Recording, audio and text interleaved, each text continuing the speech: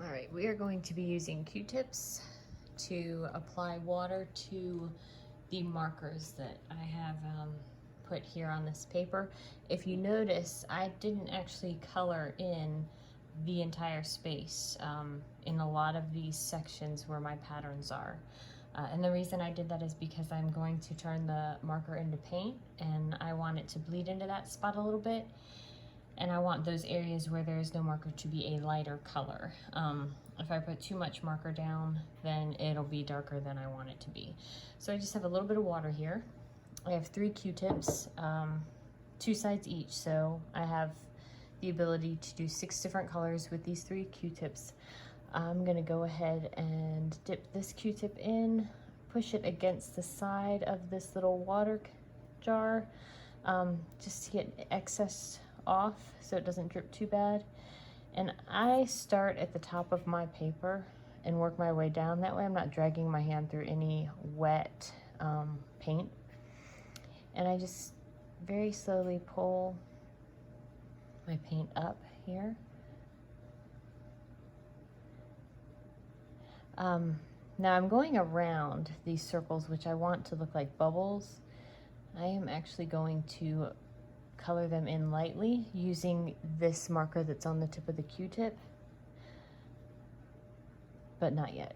I'll show you what I'm going to do.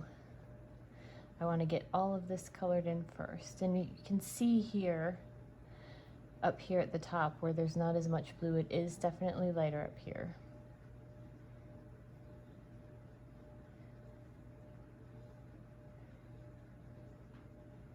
And I'm going to take that blue that's on the tip there and just kind of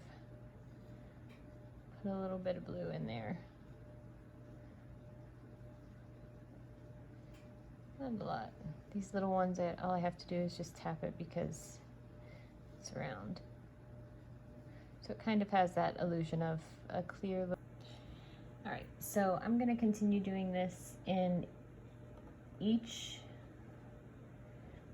So what I do when I dip my Q-tip into my water, I do press it against the side of my little water jar here to get any excess water off so that I don't end up having too much water that bleeds into other spaces that I'm not ready to work with.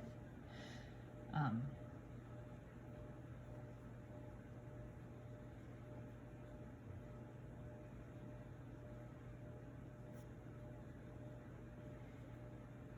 just kind of pull this around. And this is going to take time to do. This is not going to be a quick project. If you're doing this the right way, it will take the whole class period to do this paint, turn this marker into paint the right way. But taking your time will create a really amazing work of art that you will really love and enjoy. And again, I'm just kind of adding a little highlight here to these bubbles, just to make them look bubbly. So I'm going to go to time lapse so you can see this in QuickTime. And then when I move on to another section or another color, or I mix, which I will do with this blue into another color, I will go back into video mode and talk you through what I'm doing,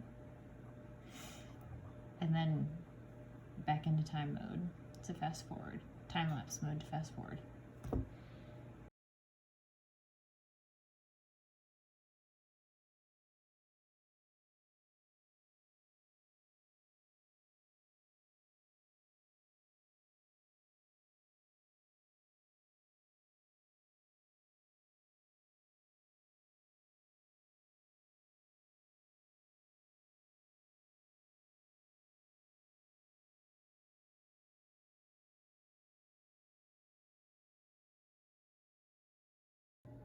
All right, so as you saw in the time-lapse video, I used this tip right here of my Q-tip that is very, very blue from doing the blue sky.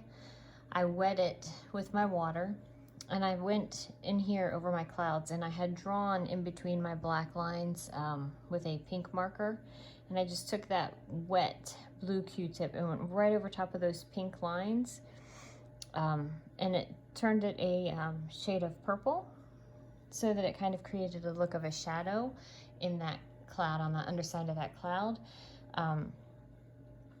Now this tip I'm not going to use again, at least not up here. I could possibly use it down here, but it's really kind of destroyed just with doing that sky. So I'm gonna flip over to a fresh tip. I'm gonna use this side of the Q-tip, and I'm actually gonna work on the sun and the sun rays. And then once I'm done with this, I'm gonna start down on the bottom. When I am using my Q-tip, I do want to make sure that if I am mixing colors, or if I'm using the same tip to move from one color to another, it is colors that can be mixed. So yellow can be mixed here with pink. Pink is the color you get when you mix red with white. Yellow and red make orange, so this yellow and pink would therefore make an orangey peachy color.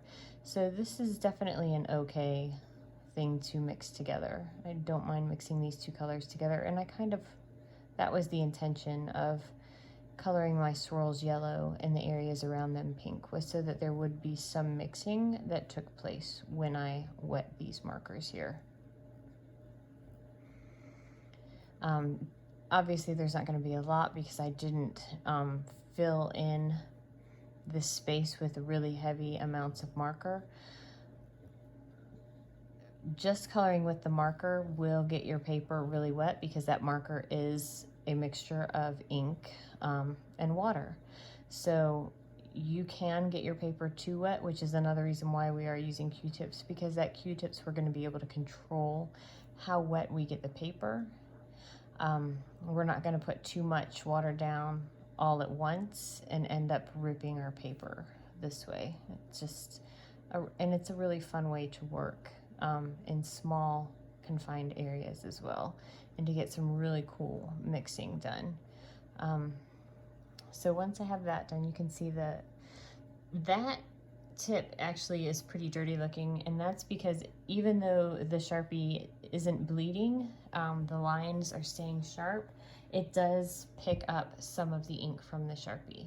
So I did want you to see that that is definitely something that does happen with this, which is why I wanted us to use Sharpie. If we had used a regular black Crayola marker, this would just be a big old yucky dirty mess, because that gray marker, or that black marker, would have bled just like the regular markers are. And then we would no longer see our beautiful lines and patterns and colors. And we definitely want to distinguish between all of those. So here it is blending. If this isn't quite blended enough, one of the things that you can do is just wait for it to dry. You can add a little bit more marker on top of it to fill in a little bit more color if you want to. It's always good to start with less, because you can always add more. If you put too much down first, you can't take it away. There are tricks that you can use to lighten it, but you're never going to truly be able to take away color that you have put down, especially when it is an ink or a paint. You can disguise it, you can lighten it, but you're never truly going to be able to get rid of it.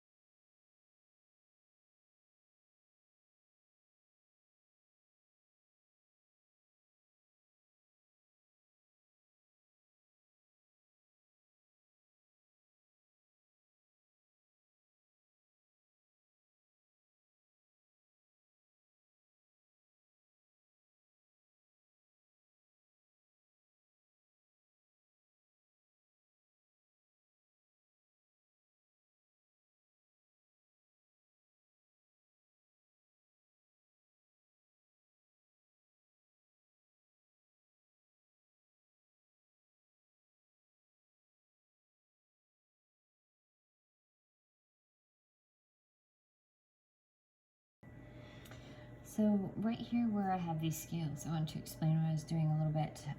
The reason I did the blue scales, I completely colored them in, and I just did a little strip of yellow and a little strip of green in those two rows, is because I wanted to use the blue on the end of my Q-tip, and I wanted to create a slightly different shade of blue.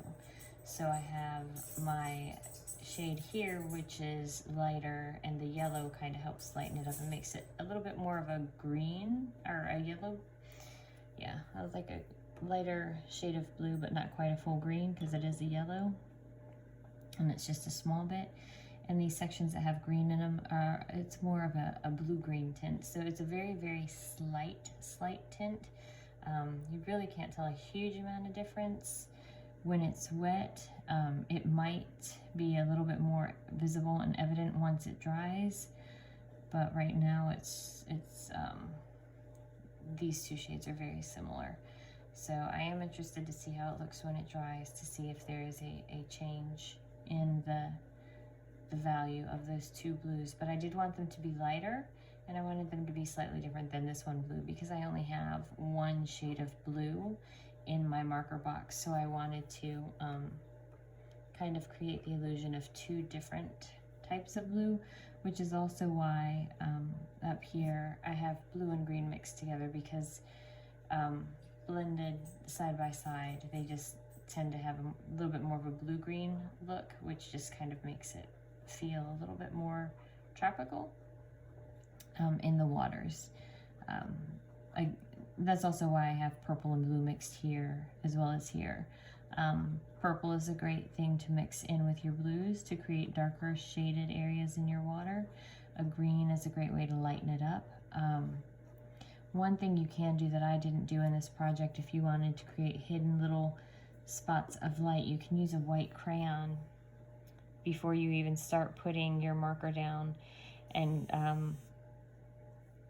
draw lines with the white crayons to have hidden pictures. So when you do start painting over top of your markers and dragging those markers into other areas, you'll see a spot that paint won't settle on, because that is in fact where your crayon, your white crayon lines are.